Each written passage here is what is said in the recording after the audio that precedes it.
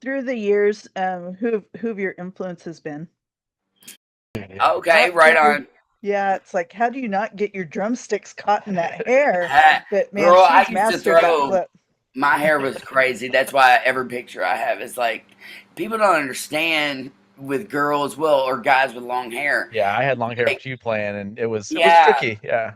yeah. Anybody playing through the '80s glam rock years, like we or the '80s into the '90s, like Motley Crue years, um, probably played with long hair, and it's like you sweat so much And behind it the just drum set. sticks. You're right, and it just does this.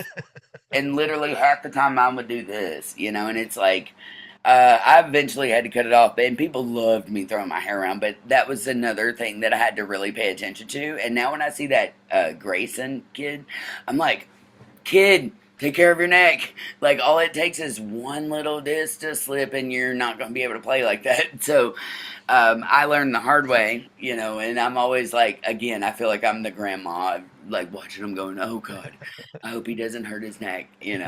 Yeah. Because it really does affect everything with the drumming. But Mhm. no, yeah, I love the long hair, but woo, that's why I would have to wear the hats or the do rags. Usually, that's why you Mhm. always see me in a hat. Because if I'm playing, I put a hat on, then the hair wouldn't stick. You know. But people don't understand how sweaty you're gonna be after like an 3 hours high energy show, late night bar club kind of venue. I walk out of those places and just I need to go shower right now. Oh I yeah. think Stuart Yeah. Copeland talked about that in his book too. He's like, first thing he does after he gets off stage is goes and showers. Yeah. Yeah. Absolutely. So, did you play to stuff when you were first like learning? Did you put on music and play to it, or did you just work around with Yeah, things? Okay. yeah, no, I did because it was pre-internet. These kids today Yeah. had the internet, and like we didn't have that. We didn't know.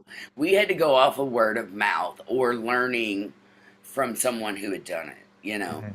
Mhm. There was no tutorials online or there was no blueprint. You know, So we're all lucky the for same me. age. So I was always uh, the hit play and then get the volume correct and then restart the song when I know it's good and then start figuring it out. Yep. Yeah, lucky for me, my dad was a real big audio geek, and Okay. he was, he does a lot of things, but he went to electrical school, electrician school, and he was always like, anytime new music was coming out on a platform, he was collecting it. So around this time, we're in tapes, and then we're going into CDs, and dad would go to every pawn shop and buy these CDs, and he had a big old stereo system. Mhm. And so I don't know. I learned to do it even before I could remember. But I learned to play the music, and you know, um, Appetite for Destruction was just coming out Steven during Adler. those years. Yeah. So I was a rocker for sure. And, I would put on Appetite for Destruction and play through that whole entire record. One of the first ones I remember doing was Frankenstein by Okay. Edgar Edgar Winter. Winter Group. Yeah, Yeah. my dad's a huge Edgar Winter Yeah. fan and Johnny Winter. And he would put this song, and I tell this story a lot because my family loves it. My dad had a huge sound system.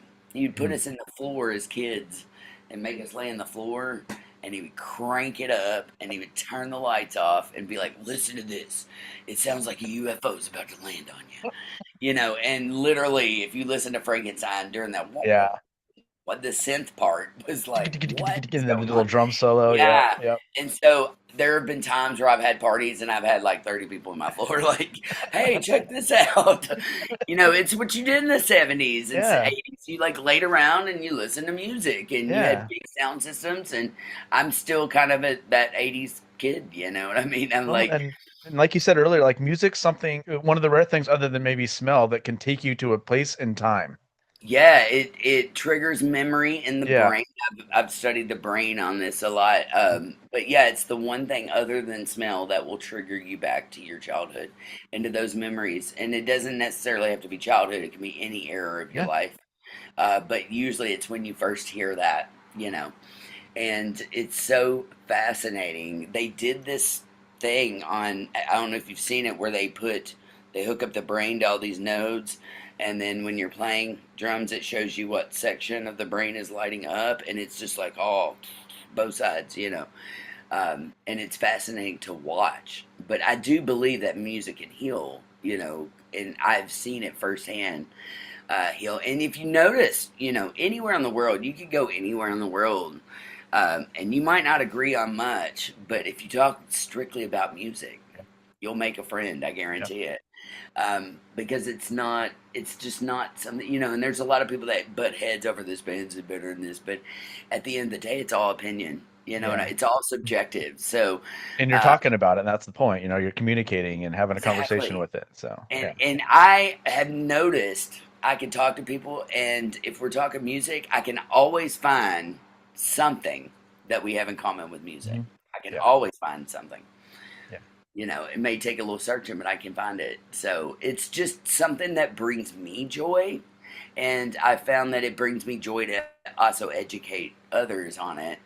And now that I'm a little older and I've kind of like done a lot of cool stuff, I can kind of like lay back a little bit and more study, more of the healing aspects of it and more of the really in-depthness of music. But it is really fascinating, and certain drum beats, put us into tribal, like certain tribal beats and stuff like that, and rhythms at certain tempos put us into trance-like states. You can go back and even look at the Haitian voodoo stuff. I mean, they were working this stuff years and years before we had a lot of these medicines, before we had a lot of all this other stuff.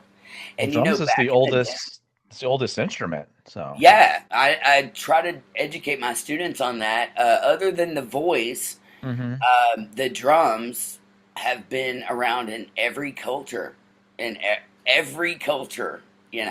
it's fascinating because no one knows exactly when it started. The book that I'm in, though, kind of does trace back women drummers through prehistoric times. Now, listen, this gets fascinating. Back in the day, women were the original drummers in childbirthing. And this is fascinating to me because of the Jesus story, too. There's a drummer in that, right?